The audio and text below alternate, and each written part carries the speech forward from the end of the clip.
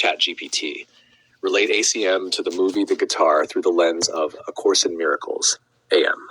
The Guitar is a profound illustration of what can happen when the ego's future suddenly disappears.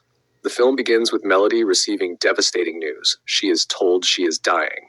Almost simultaneously, she loses her job and her relationship.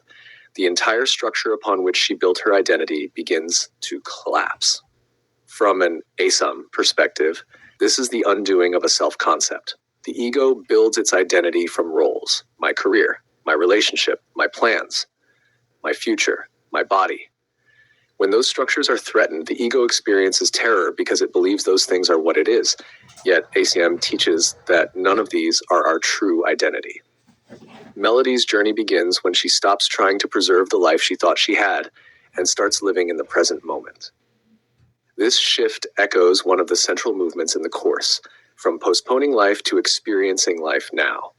For much of our lives, the ego says, I'll be happy when, I'll live fully after, I'll experience joy once.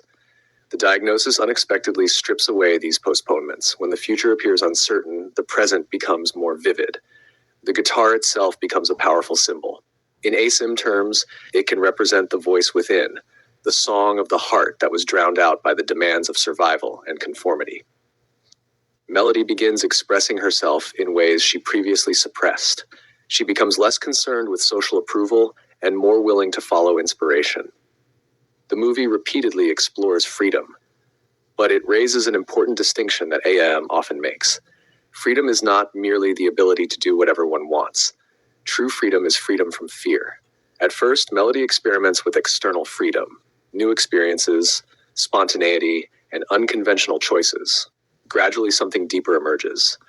The real transformation is occurring in her perception. The world itself has not changed. Her relationship to it has changed.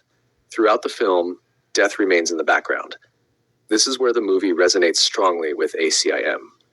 The Course teaches that the fundamental fear beneath all other fears is the fear of death. Not simply bodily death, but the fear of non-existence. The ego's entire system is built around defending against this fear. Yet as Melody becomes less preoccupied with preserving herself, she paradoxically becomes more alive. This reflects an ACM principle. What is real cannot die.